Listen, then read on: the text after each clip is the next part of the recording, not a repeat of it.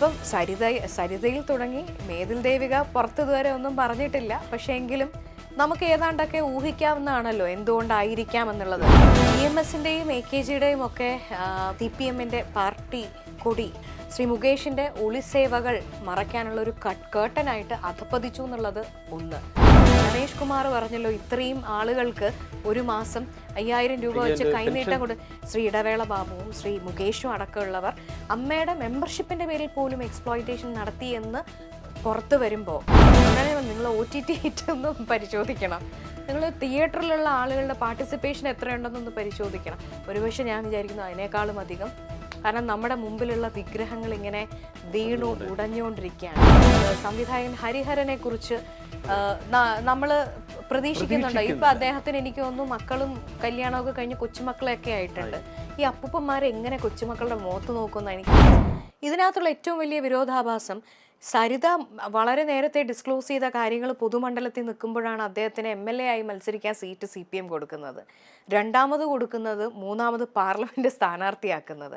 അപ്പം സരിതയിൽ തുടങ്ങി മേതിൽ ദേവിക പുറത്തിതുവരെ ഒന്നും പറഞ്ഞിട്ടില്ല. പക്ഷേ എങ്കിലും നമുക്ക് ഏതാണ്ടൊക്കെ ഊഹിക്കാവുന്നതാണല്ലോ എന്തുകൊണ്ടായിരിക്കാം എന്നുള്ളത്. ഇത്രയും അതിനുശേഷം കഴിഞ്ഞ ദിവസം തൃശ്ശൂരിൽ നിന്നുള്ള വെളിപ്പെടുത്തൽ വരുന്നതുവരെ 3 or 4 സ്ത്രീകൾ ഇവരെ കൂടാതെ അവരനുഭവിച്ചിട്ടുള്ള പ്രശ്നങ്ങളെക്കുറിച്ച് നിങ്ങൾ ഓർക്കേണ്ടത് AMMA എന്ന് പറയുന്നൊരു സംഘടന, മലയാളത്തിൻ്റെ പ്രിയ നടൻ ശ്രീ മോഹൻലാൽ പറഞ്ഞു ഞങ്ങളുടെ ഒരുപാട് വർഷത്തെ അധ്വാനത്തിൻ്റെ ഫലമാണ് അമ്മ സംഘടന എന്ന് പറയുന്നത്.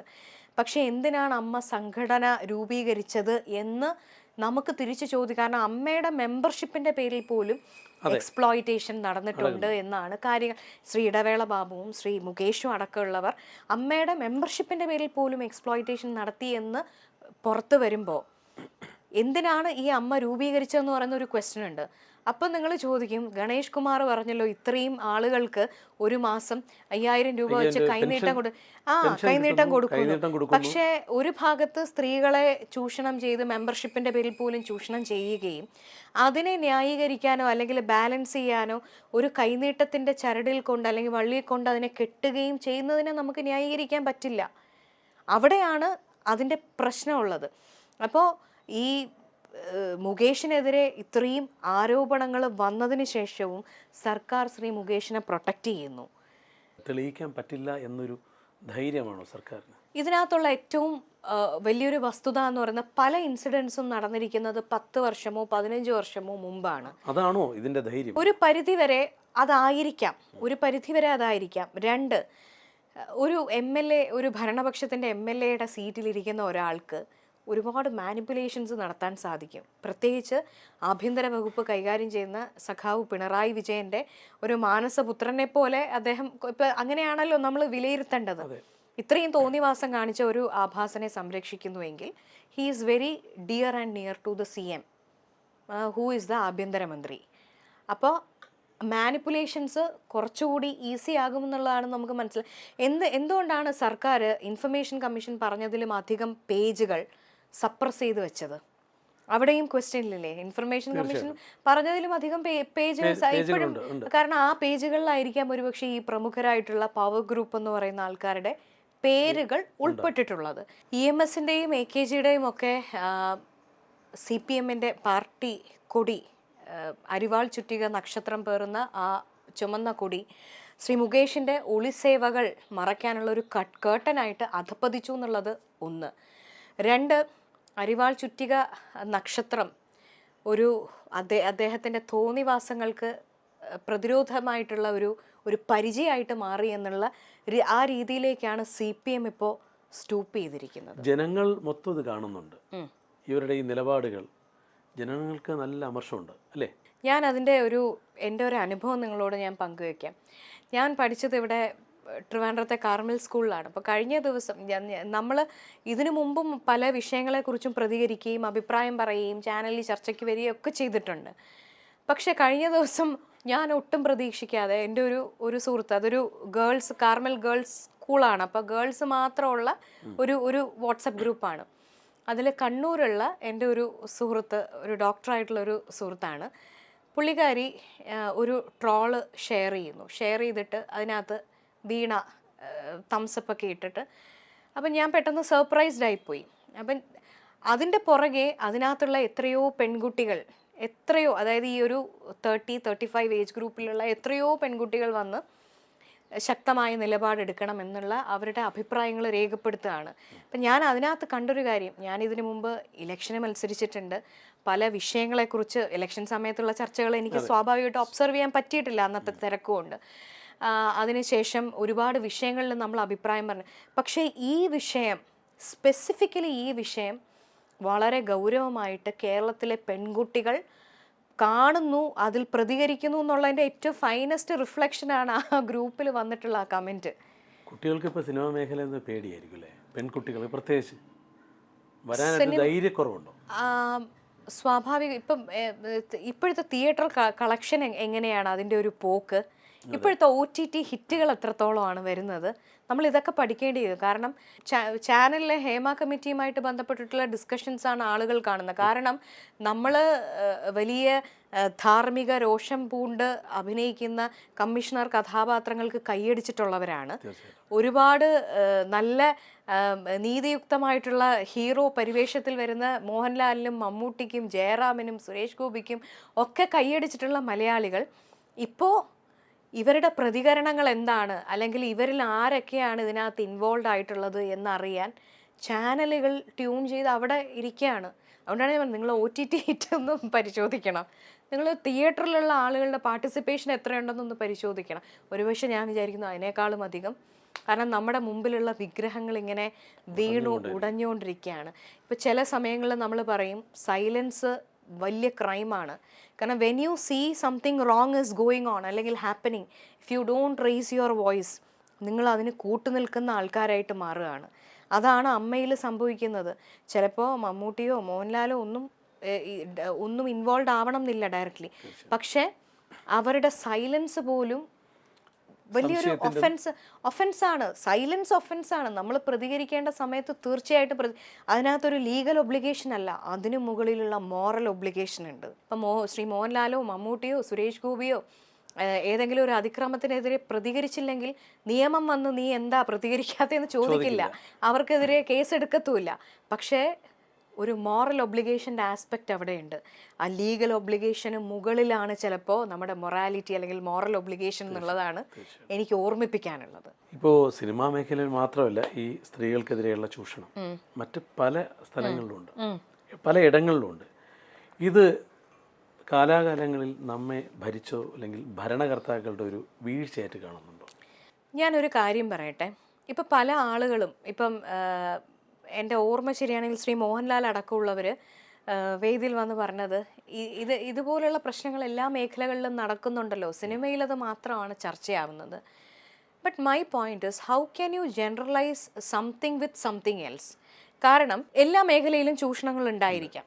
If an exploitation happens in a government office അല്ലെങ്കിൽ ഒരു പബ്ലിക് ഓഫീസിൽ നടന്നു കഴിഞ്ഞാൽ ആ സ്ത്രീക്ക് നേരെ പോയി ഒരു പോലീസ് സ്റ്റേഷനിൽ പരാതി കൊടുക്കാനോ അല്ലെങ്കിൽ അകത്തുള്ള ഇന്റേണൽ കംപ്ലയിൻറ്റ്സ് കമ്മിറ്റിയിൽ പരാതി കൊടുക്കാനോ ഇപ്പോൾ വിശാഖ കേസ് വന്നതിന് ശേഷം അതിനുള്ള സ്പേസും ഓപ്പർച്യൂണിറ്റിയും ഉണ്ട്.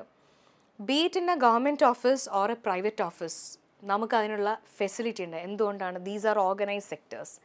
പക്ഷേ ഒരു സിനിമയോ മറ്റ് മേഖലയോ എന്ന് പറയുന്ന എത്രയോ അൺഓർഗനൈസ്ഡ് ആയിട്ടുള്ള മേഖലകളുണ്ട്.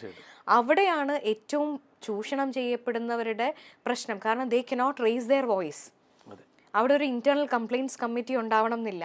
ഒരു പ്രൈവറ്റ് സ്ഥാപനത്തിലെ ഉദ്യോഗസ്ഥയോ അല്ലെങ്കിൽ ഒരു ഗവൺമെൻറ് സ്ഥാപനത്തിലെ ഉദ്യോഗസ്ഥയോ കൃത്യമായിട്ടും അവരുടെ പേറോളിൻ്റെ ഭാഗമായിട്ടുള്ളവരാണ്. They will be having a contract അല്ലെങ്കിൽ PSC അപ്പോയിൻമെൻ്റ് ആയിരിക്കാം.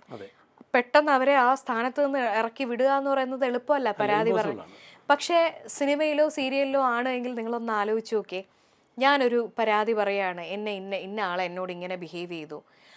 അവർക്ക് തീരുമാനിക്കാൻ നാളെ ഞാൻ ആ പ്രോജക്റ്റിന്റെ ഭാഗമാകണോ വേണ്ടയോ എന്നുള്ളത്. ചിലർ സിനിമ എടുക്കുന്നത് പോലും ഇതിനാണ് സംശയം. പകുതിക്ക് വെച്ച് സിനിമ നിർത്തുന്നു. എത്രയോ കേസസ്. ഇപ്പൊ കഴിഞ്ഞ ദിവസം നടി ചാർമിള അർജുനൻ പിള്ളയും 5 മക്കളും എന്ന് പറയുന്ന ഫിലിമിൽ അവർക്കുണ്ടായിട്ടുള്ള എക്സ്പീരിയൻസ് റിവീൽ ചെയ്തു. ഭയപ്പെടുത്തുന്ന ഒരു അവസ്ഥയിൽ ചാർമിള എൻ്റെ ഓർമ്മ ആ സമയം തന്നെ വളരെ എസ്റ്റാബ്ലിഷ്ഡ് ആക്ട്രസ് ആണ്. അവർക്ക് നേരിടേണ്ടി വരുന്ന ഒരു അതിക്രമം അതാണെങ്കിൽ ന്യൂ കമേഴ്സിനെ സംബന്ധിച്ച് നിങ്ങളൊന്ന് ആലോചിച്ച് നോക്കുക, ഏത് തരത്തിലുള്ള ട്രാപ്പുകളിലേക്കായിരിക്കും ചെന്നെത്തുന്നത്. അതുകൊണ്ടാണ് ഞാൻ പറഞ്ഞത് എല്ലാ മേഖലയിലും ഉണ്ടല്ലോ എന്ന് ചോദിച്ച് സിനിമാ മേഖലയെ നിങ്ങൾക്ക് സിനിമാ മേഖലയിലാണ് ഏറ്റവും കൂടുതൽ അങ്ങനെയാണെങ്കിൽ നമ്മളൊരു ലെൻസ് വെച്ച് നോക്കിക്കൊണ്ടിരിക്കേണ്ടത്. എന്താണെന്നറിയോ, അവിടുത്തെ സ്ത്രീകൾക്ക് വോയിസ് റേസ് ചെയ്യാൻ പറ്റില്ല. അവർ വോയിസ് റേസ് ചെയ്ത് കഴിഞ്ഞാൽ either they will B expelled from the project, അല്ല എന്നുണ്ടെങ്കിൽ അവർ ചൂഷണത്തിന് വഴങ്ങിക്കൊടുക്കേണ്ട സാഹചര്യം അവർക്ക് ഉണ്ടാകും. കഴിഞ്ഞ ദിവസം സംവിധായകൻ ഹരിഹരനെ കുറിച്ച് നമ്മൾ പ്രതീക്ഷിക്കുന്നുണ്ട്. ഇപ്പൊ അദ്ദേഹത്തിന് എനിക്ക് തോന്നുന്നു മക്കളും കല്യാണമൊക്കെ കഴിഞ്ഞ് കൊച്ചുമക്കളൊക്കെ ആയിട്ടുണ്ട്. ഈ അപ്പൂപ്പന്മാരെ എങ്ങനെ കൊച്ചുമക്കളുടെ മുഖത്ത് നോക്കുന്ന എനിക്ക് സത്യത്തിൽ വളരെ വളരെ ദൈന്യത തോന്നുന്നു. കാരണം നമുക്ക് നമ്മുടെ വീട്ടിൽ നമ്മുടെ ഭാര്യയുടെ, നമ്മുടെ മക്കളുടെ, നമ്മുടെ കൊച്ചുമക്കളുടെ മുമ്പിൽ തല ഉയർത്തി പിടിച്ച് അത് ആലോചിക്കേണ്ടേ. ഈ തോന്നിവാസം ചെയ്യുന്നവർ നാളെ എന്നിലേക്ക് ഇത് തിരിഞ്ഞു വന്നു കഴിഞ്ഞാൽ എൻ്റെ വീട്ടിലുള്ള സ്ത്രീകളുടെയെങ്കിലും ഫേസിൽ എനിക്ക് നോക്കാൻ പറ്റണം എന്നുള്ളത് ചിന്തിക്കണ്ടേ. അതുപോലും ഇല്ലാത്ത നിലവാരം കുറഞ്ഞ മാനസികാവസ്ഥയിലുള്ള സിനിമ. നേരത്തെ പറഞ്ഞു ചിലർ സിനിമ എടുക്കുന്നത് ഇതിനു വേണ്ടിയാണ്. നിർമ്മാതാക്കൾ മാത്രമല്ല സംവിധായകരും ഇതിനു വേണ്ടിയിട്ടാണ് എടുക്കുന്നതെന്നുള്ള രീതിയിൽ നമുക്ക് നമ്മൾ ഇൻഫർ ചെയ്യേണ്ടത് അത് തന്നെയല്ലേ. സിനിമയിലെ പ്രശ്നങ്ങളെ മാത്രം നമ്മൾ ചർച്ച ചെയ്യുന്നു എന്നല്ല, അതിന് കൂടുതൽ ഇൻറ്റൻസിറ്റിയും കൂടുതൽ ഗ്രാവിറ്റിയും ഉണ്ട്. കാരണം സിനിമ ഒരു അൺഓർഗനൈസ്ഡ് ആയിട്ട് പോകുന്ന ഒരു സെക്ടറാണ്. അവിടെ വർക്ക് ചെയ്യുന്ന സ്ത്രീകൾക്ക് ജോലി സ്ഥിരതയില്ല. അവർ ചിലപ്പോൾ ഒരു 2-3 ദിവസത്തേക്കായിരിക്കും ഒരു ജൂനിയർ ആർട്ടിസ്റ്റ് വരുന്നത്, അല്ലെങ്കിൽ ഒരു ഹെയർ ഡ്രസ്സർ വരുന്നത്, അല്ലെങ്കിൽ ഒരു ലേഡി കൊറിയോഗ്രാഫർ അസിസ്റ്റൻ്റ് വരുന്നത്. അപ്പം അവരുടെ തൊഴിലിന് സംരക്ഷണം കിട്ടണം. പിന്നെ ഞാനൊരു കാര്യം മറ്റൊരു കാര്യം, ഈ ജൂനിയർ ആർട്ടിസ്റ്റിനും ഇതേപോലുള്ള ഹെയർ ഡ്രസ്സേഴ്സിനും ഇവർക്കൊക്കെ സംഘടനകളില്ലേ, ഇവരെ പ്രൊട്ടക്ട് ചെയ്യാനുള്ള സംഘടനകളില്ലേ? ഞാൻ അടിസ്ഥാനപരമായിട്ട് കലാകാരിയായിട്ടുള്ള ഒരാളാണ്. ഞാൻ രാഷ്ട്രീയത്തിലേക്ക് വരുന്നതിന് മുമ്പ് ഞാൻ അവതരണത്തിലും അതിനു മുമ്പ് കുറച്ച് അഭിനയത്തിലും ഉണ്ടായിരുന്ന ഒരാളാണ്. അപ്പം ഞാൻ ആലോചിക്കുന്നത്, നമ്മളൊരു സംഭവം ചെയ്യാനായിട്ടൊരു കലാരംഗത്ത് ഇറങ്ങുമ്പോൾ, ഒരു പെൺകുട്ടി ഇറങ്ങുമ്പോൾ അവൾ പൈസയ്ക്കോ അല്ലെങ്കിൽ ഫെയിമിനോ വേണ്ടിയിട്ടാണ് ഇറങ്ങുന്നത്. അതുകൊണ്ട് എന്തിനും വഴങ്ങും എന്ന്, അല്ലെങ്കിൽ എല്ലാത്തിനും സമ്മതപത്രം എഴുതി കൊടുത്തിട്ടാണ് അവർ വരുന്നതെന്ന് എങ്ങനെയാണ് ഒരാൾക്ക് തീരുമാനിക്കാൻ സാധിക്കുന്നത്? നമ്മൾ ഒരു ജോലി ചെയ്യാൻ ചെല്ലുമ്പോൾ ചെയ്യുന്ന ജോലിക്ക് കൂലി തന്ന് നമ്മളെ വിടുക എന്നുള്ളതിൽ കവിഞ്ഞ് നമ്മളിൽ നിന്നും എന്തെങ്കിലും ചോദിക്കുന്നതോ എക്സ്പെക്റ്റ് ചെയ്യുന്നതോ പോലും ഒരു ക്രൈമാണ് എന്ന് എന്തുകൊണ്ടാണ് ഈ സമൂഹത്തിലെ ആണുങ്ങൾക്ക് തോന്നാത്തത്? അതാണ് എൻ്റെ ക്വസ്റ്റ്യൻ. പല സ്ത്രീകൾ പോലും വളരെ നിഷ്കളങ്കമായിട്ട് കമൻറ്റ് ചെയ്യുന്നത് ഞാൻ കേട്ടു. ഇപ്പം നമ്മളോട് ആരെങ്കിലും എന്തെങ്കിലും പറഞ്ഞാൽ എന്താ, നമുക്കത് നോ എന്നങ്ങ് പറഞ്ഞ് വിട്ടാൽ പോരെ, അത് നമ്മുടെ ചോയ്സ് അല്ലേ. പക്ഷേ നമ്മളോട് ഒരാൾ ഒരു യെസ് ഓർ നോ ചോദിക്കാൻ പാടില്ല. ആ ചോദ്യം പോലും ഒരു ഒഫൻസ് ആണ് എന്നുള്ളത് എപ്പോഴാണ് നമ്മുടെ സമൂഹം തിരിച്ചറിയുന്നത്? എപ്പോഴാണ് മൈനോറിറ്റി ആണെങ്കിൽ പോലും അങ്ങനെ വാദിക്കുന്ന സ്ത്രീകൾ തിരിച്ചറിയുന്നത് എന്നുള്ളതാണ് എൻ്റെ ക്വസ്റ്റ്യൻ. നമുക്ക് ചോയ്സ് ഉണ്ട്. ഒരാൾ നമ്മളോടൊരു കാര്യം ചോദിച്ചാൽ വേണോ യെസ് ഓർ നോ പറയാൻ നമ്മുടെ ഇഷ്ടമാണ്. അല്ലെങ്കിൽ പിന്നെ നമ്മളെ പീഡിപ്പിക്കുന്ന കേസായിരിക്കണം. അപ്പോൾ ആ ചോയ്സ് പോലും, ആ ഒരു ഓപ്ഷൻ നമുക്ക് തരുന്നത് പോലും റോങ് ആണ്. എല്ലാ വീട്ടിലും എല്ലാ അച്ഛനമ്മമാരും പെൺമക്കളെ വളർത്തുന്നത്, എല്ലാ അച്ഛനമ്മമാർക്കും അവരുടെ പെൺമക്കൾ രാജകുമാരികളാണ്. അത് സിനിമ എടുക്കുന്ന പ്രൊഡ്യൂസറിന് മാത്രമല്ല, സിനിമ എടുക്കുന്ന ഡയറക്ടറിന് മാത്രമല്ല, എല്ലാ വീട്ടിലെ അച്ഛനമ്മമാർക്കും പെൺമക്കൾ രാജകുമാരികളാണ്. നിങ്ങൾ എത്രത്തോളം ഡിവൈനായിട്ട് നിങ്ങളുടെ പെൺമക്കളെ കാണുന്നോ, ഒരുപക്ഷെ അതിനേക്കാളും ഡിവൈനായിട്ടായിരിക്കും അച്ഛനമ്മമാർ അവരുടെ പെൺകുട്ടികളെ കാണുന്നത്. കാരണം അങ്ങനെ വളർത്തപ്പെട്ടിട്ടുള്ള ഒരു മകളായതുകൊണ്ടാണ് ഞാൻ കാരണം എനിക്കറിയാം, എൻ്റെ വീട്ടിൽ എൻ്റെ അനിയനും ഞാനും ഉള്ളപ്പോൾ തന്നെ സാധാരണ പല വീടുകളിലും ആൺകുട്ടികൾക്ക് ഒരല്പം പ്രിഫറൻസ് കൂടുതൽ കൊടുക്കുന്നു. I was the first child in my family. അപ്പോൾ എപ്പോഴും എല്ലാത്തിലും എനിക്കൊരു പ്രിഫറൻസ് കിട്ടി വളർന്ന ഒരാളാണ് ഞാൻ. എത്രത്തോളം എൻ്റെ പേരൻസിന് സ്പെഷ്യൽ ആണെന്നുള്ളത് അനുഭവിച്ചറിഞ്ഞിട്ടുള്ള ഒരാൾ. എന്നെപ്പോലെ തന്നെയാണ് എല്ലാ പെൺമക്കളും. ആ റിയലൈസേഷൻ എപ്പോഴാണ് ഈ സമൂഹത്തിൽ ആണുങ്ങൾക്ക് ഉണ്ടാകുന്നത്? അതെങ്ങനെയാണ് ഉണ്ടാകുന്നത്? നിയമം കൊണ്ട് അതിന് തീർച്ചയായിട്ടും നിയമം കൊണ്ട് പറ്റും. പക്ഷെ ഇപ്പം നിയമം എന്താ ചെയ്യുന്നത്? ആഭ്യന്തരമന്ത്രി ഇത്തരം ഇഷ്യൂസ് വരുമ്പോൾ സ്ട്രോങ് സ്റ്റാൻഡ് എടുക്കേണ്ട ആഭ്യന്തരമന്ത്രി ഒരു ക്രിമിനലിനെ, ഇത്രയും സ്ത്രീകൾ ഹാബിച്വൽ ഒഫൻഡർ ആണെന്ന് പറഞ്ഞുകൊണ്ടിരിക്കുന്ന ഒരു ക്രിമിനലിനെ എന്ത് വില കൊടുത്തും, സർക്കാരിൻ്റെ മുഖച്ഛായ നഷ്ടപ്പെട്ടാലും സാരമില്ല, സ്ത്രീകളുടെ മുഴുവൻ വിശ്വാസ്യത നഷ്ടപ്പെട്ടാലും പ്രശ്നമില്ല, I will protect that criminal എന്നുള്ള നിലപാടല്ലേ CPM എന്ന് പറയുന്ന ഒരു പാർട്ടി എടുക്കുന്നത്. നമുക്കറിയാം ഈ പോക്സോ കേസുകളിൽ വരെ ആദ്യം കേസുമായിട്ട് വരുന്ന പെൺകുട്ടികൾ ഒരു സ്റ്റേജ് കഴിയുമ്പോൾ അവർ തന്നെ ചിലപ്പോൾ ഇതൊന്നും ഇല്ല എന്ന് പറഞ്ഞ് മാറിപ്പോകുന്ന സാഹചര്യങ്ങളുണ്ട്. അത് എന്തുകൊണ്ടാണ്? പല കാര്യങ്ങളും കൊണ്ട്, പല കമ്പൾഷൻസ് കൊണ്ടായിരിക്കാം. പെൺകുട്ടികൾ സ്ഥലനാമങ്ങളായിട്ട് ചുരുക്കപ്പെട്ടു പോവുകയും കേസുമായിട്ട് മുന്നോട്ട് പോയി കഴിഞ്ഞു കഴിഞ്ഞാൽ പിന്നെ അവർക്ക് ഒരു സാധാരണ ജീവിതം നയിക്കാൻ പറ്റാത്ത രീതിയിലേക്ക് ഈ സൊസൈറ്റി തന്നെ അവരെ സൈഡ് ലൈൻ ചെയ്യുകയും ചെയ്യുന്നത് നമ്മൾ കണ്ടിട്ടുണ്ടല്ലേ. അങ്ങനെയുള്ളൊരു സൊസൈറ്റിയിൽ എങ്ങനെയാണ് പെൺകുട്ടികൾ മുന്നോട്ട് വന്ന് പറയുന്നത്? പക്ഷെ അവിടെയാണ് ഈ ഹേമ കമ്മിറ്റി റിപ്പോർട്ട് ഞാൻ വിചാരിക്കുന്ന അത് അഴിച്ചുവിട്ടിരിക്കുന്ന ഒരു കൊടുങ്കാറ്റ്.